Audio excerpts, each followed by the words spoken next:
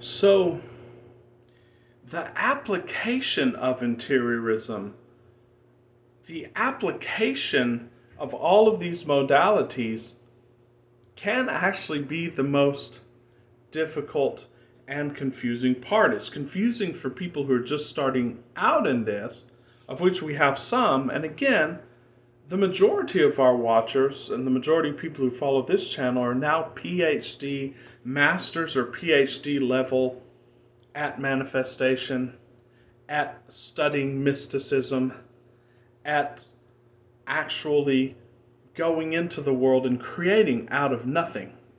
But even for the master manifestors as well, the PhD level, sometimes they can get so lost in theory that they become afraid to act. They become kind of guarded. And we do emphasize again and again, and I get questions about this every week in our emails, in comments on the videos, and so on. We emphasize no effort. We emphasize that there is no purpose that's been imposed from the outside.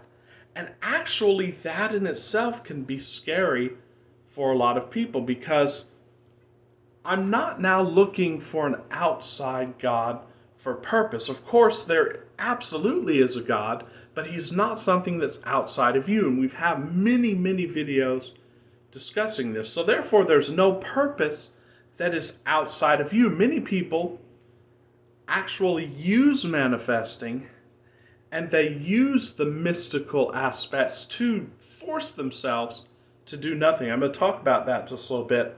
But they do nothing, and then subconsciously they feel bad about it, and then that's what's blocking their manifestation. They say, well, I don't want to make effort.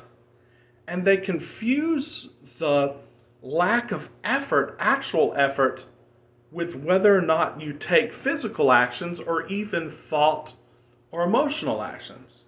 And I hope you understand me just a little bit. I want to explain this just a little bit because it's very, very important.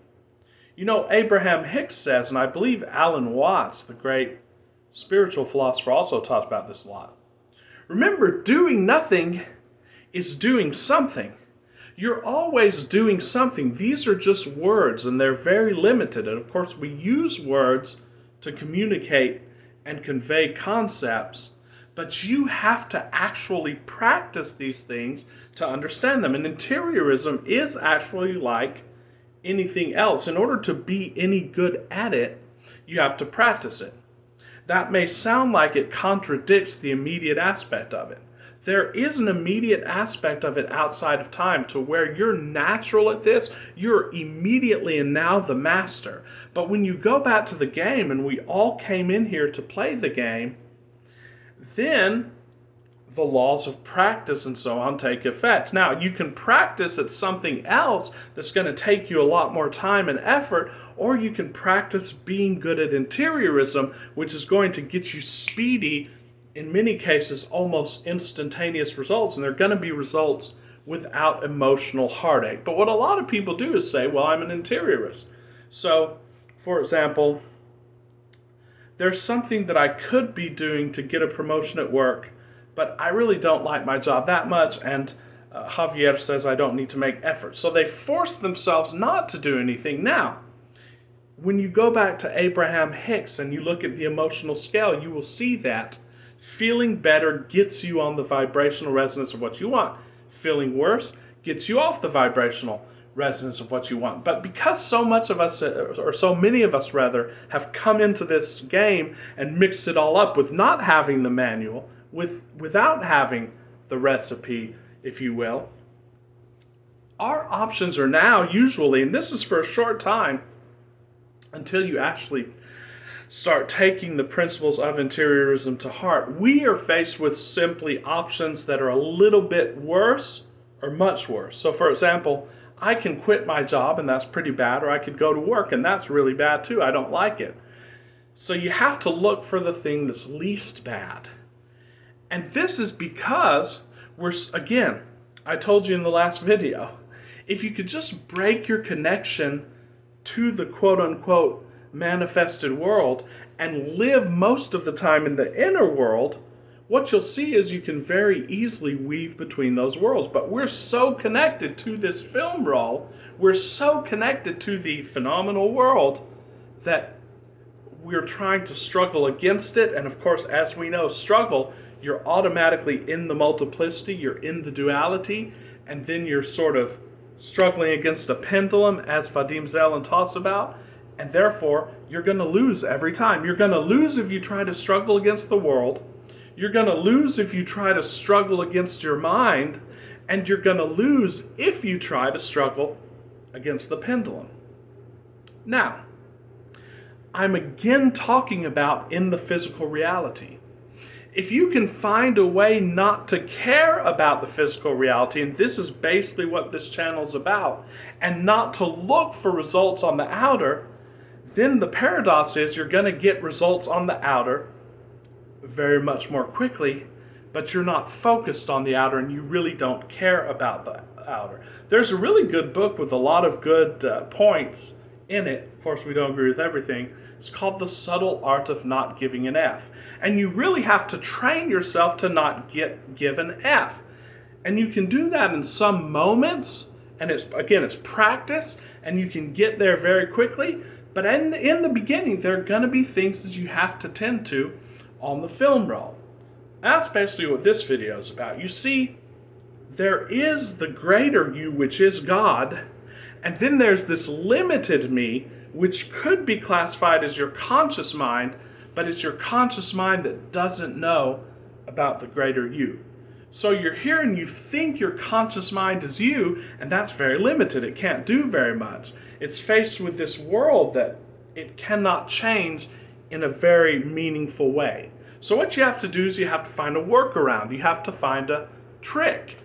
And so what you do with your conscious mind is, and we've talked about this before, you look in your reality and you ask yourself, what are some things that I could smooth out with a little bit of effort that don't take a lot of effort? Because you're now in by me, right? You're out of victim mentality, and that's good, because a lot of people find this process as a breath of fresh air. Because here's what usually happens with people who haven't been exposed to interiorism or any metaphysical work or processes in the beginning. They look at their lives and they say, shoot, I really have not achieved what I wanted to achieve when I set out here. And my life is so far from that it's going to take a long time, and there's no real massive action that I can take now that's going to get me there. So I might as well do nothing. And they hold themselves in that vibrational state of separation from what they want. But if you go just a step above that, I'm not asking you to go to the step of through me or as me or even the step of interiorism yet. If you just go a little bit above that to law of attraction, what you realize is a little bit is a lot. So for example, let's say there's a person that's $20,000 in debt and he can hardly pay his bills every month. But he wants to start paying down that debt, and he wants to have a fund of money that he has saved so that just he could be more at ease. Of course, his ultimate intention is to be a millionaire. And of course, we teach you how to be that now. But while he's in that Sabbath, so to speak, there are some things that he can do on his film roll to smooth out his path a little bit that are not going to take a lot of effort. For example, he can't save $1,000 a month, but can he save $20 a month? This approach is almost magical, because what you'll see that happens is if you can save $20 a month, you automatically go now from a film roll where you couldn't save anything to a film roll where you can save $20 a month, and everyone can save $20 a month. And what that's going to do is get you more in vibrational resonance with the person of wealth, a little bit closer than you were. You're going to have some extra, but because before you were used to not having anything extra, but now you have some extra. So what happens then? You get used to that, and then that expands. You'll realize that you'll start bringing more money in, and even like the richest man in Babylon says, you will realize that when you start saving, say, that 10% of your income, you'll realize that you didn't miss it anyway. then you'll be able to start saving double that maybe the next month or the next few months. And sooner than you realize, that snowballs, and it has an exponential effect, and pretty soon you're saving $5,000 a month, $10,000 a month. But it's all because you planted that seed on the film roll that you're on. You see, film rolls do have a limited set of possibilities that you could choose no matter what film roll you're on. Like, let's say you're living in a very rundown house that you hate. Well, you could clean it up a little bit. You could clean up the sink. That's something that you could do. It will be a little bit of effort. But what that'll do, again, is that'll take you up vibrationally. This is sort of the way you weave and move on the film roll. And that's the only thing you have to worry about. You see, life is going to tell you what to do. And that's what interiorism is about. You go within, you become the end that you seek. You become that. You basically practice your body into that. And then life is going to give you hints and say, hey, here's a little thing that you could do, not to bring that about, but to sort of steer towards it. Because again, if you're trying to bring it about, you're going to have a miscarriage, as Neville Goddard said. You don't want to lift a finger to attain your ideal, but you definitely want to try to smooth out the film roll, because it's something that you can do. In this context, you know, the early church fathers, or the desert fathers, I believe, of Christianity, of course, monk is a prototype. You don't have to go become a monk. You don't have to go move out to the desert.